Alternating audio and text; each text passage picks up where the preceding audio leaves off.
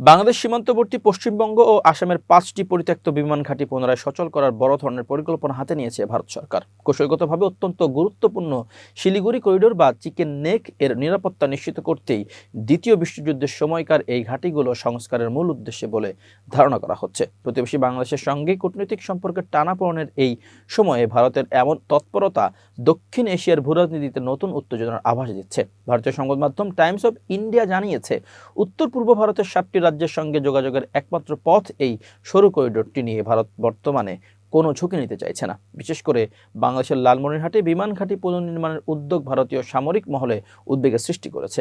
যদিও বাংলাদেশ এই ঘাঁটি নিজস্ব প্রয়োজনে ব্যবহারের কথা জানিয়েছে, তবে ভারত তার পাল্টা প্রস্তুতি হিসেবে পশ্চিমবঙ্গ ও বিহার সীমান্তে ইতোমধ্যেই 3টি নতুন সেনা ঘাঁটি স্থাপন করেছে।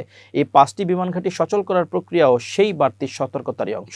পরিকল্পনা অনুযায়ী পশ্চিমবঙ্গের জলপাইগুড়ির আমবাড়ি ও পাঙ্গা, দক্ষিণ দিনাজপুরের বালুঘাট, মালদাহের ঝালঝালিয়া এবং আসামের ধুবড়ির বিমান ঘাঁটিগুলো সংস্কার করা হবে। এর আগে কোচবিহার ও আসামের রূপসী বিমানবন্দর দুটি সফলভাবে চালু করা হয়েছে। বর্তমানে এয়ারপোর্টস অথরিটি অব ইন্ডিয়া এসব বিমান ক্ষেত্রের দায়িত্ব রাজ্য সরকারের হাতে তুলে দিয়েছে। লক্ষ্য হলো জরুরি মুহূর্তে এই রানওয়েগুলো ব্যবহার করে দ্রুত সেনা ও রসদ সরবরাহ নিশ্চিত করা। দীর্ঘদিন অব্যাহত থাকায় এসব বিমান ঘাঁটির রানওয়ের ক্ষতিগ্রস্ত হওয়া এবং আশপাশের জনবসতি গড়ে ওঠার মতো কিছু কারিগরি চ্যালেঞ্জ রয়েছে। তবে প্রতিরক্ষা বিশেষজ্ঞরা বলছেন, সামান্য মেরামতের মাধ্যমে এগুলো হেলিকপ্টার বা ছোট সামরিক বিমান ওঠানামার উপযোগী করা সম্ভব।